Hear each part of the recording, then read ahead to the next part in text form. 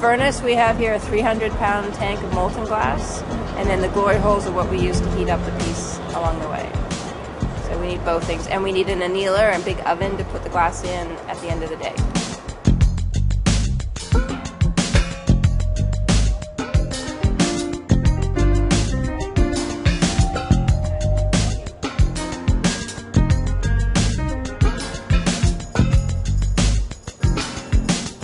Basically, glass will stick to hot glass or to hot metal. So we have a 5-foot-long pipe with the bottom inch heated up, and we can gather the glass and loop that around.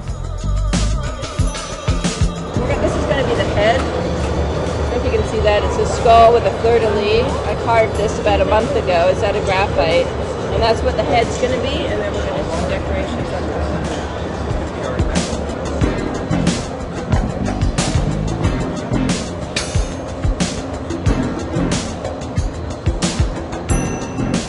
If it's too hot, gravity takes over, it falls on the ground.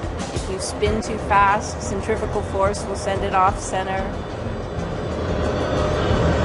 So this is going to be the under color. The texture. It's actually 3 different kinds of blue mixed together.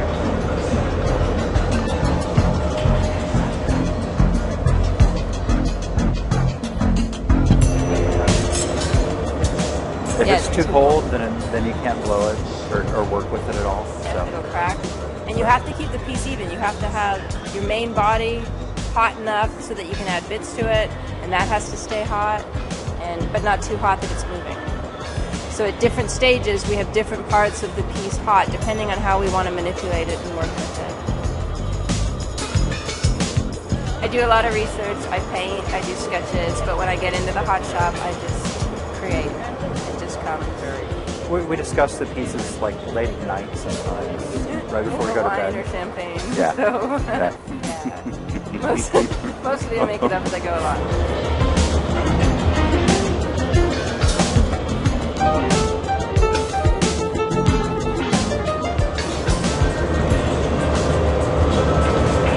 Instrument is newspaper. There you go.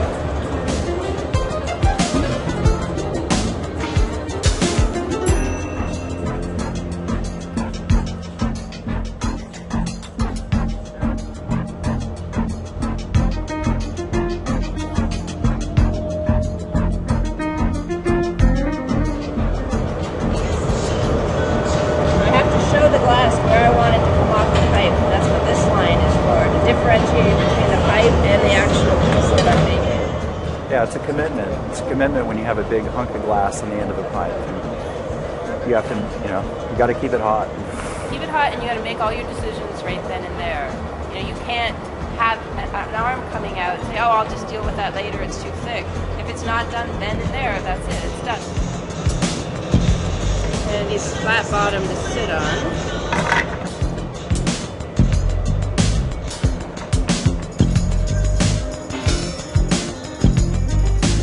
The reason it's been attractive to me is because I've always cooked or I've done metal sculpture, and so I'm used to working with intense heat and also about timing things.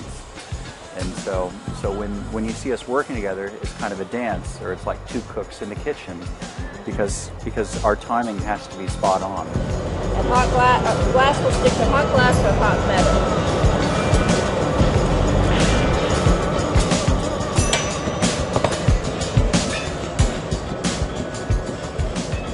It's like cooking because everything has to be timed.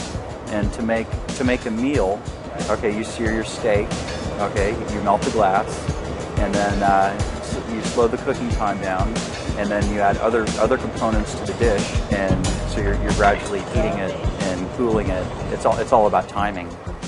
And 15 ingredients to make one final piece, whereas we're using 15 blocks of glass to create one piece.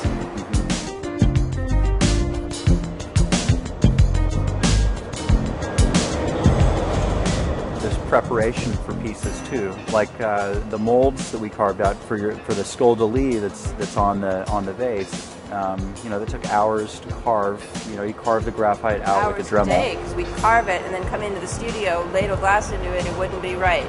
We'd sit there and carve it for another half hour, and then take it home in the evening and carve it again.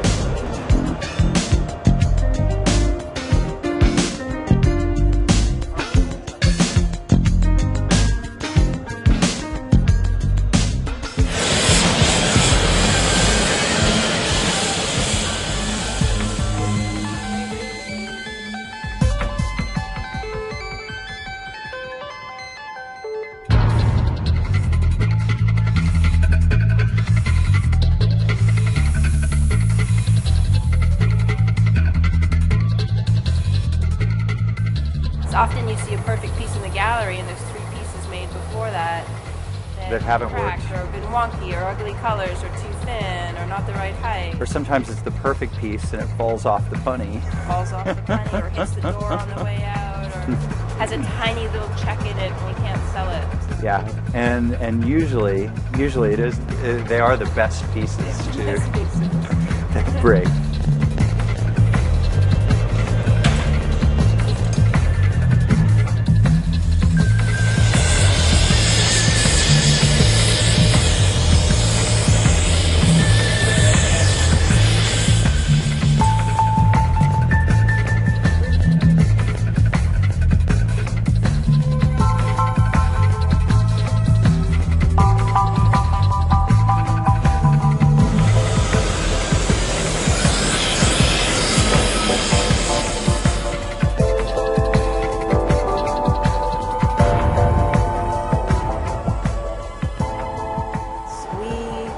Have high-end stuff that we can't bring to craft shows because they'll break. We need galleries representation for that. But galleries take 50%, and it costs us $250 a day to blow glass. So we have a huge expenditure to blow glass, and then to lose 50% in the gallery, it just doesn't appeal to me. But we do need that representation because we're not always around, and people need to know where to find us. Craft shows we like to do. We prefer ones with music, but I quite enjoy it because we get to meet the people that buy our stuff. Right here? Right there? Yeah. There?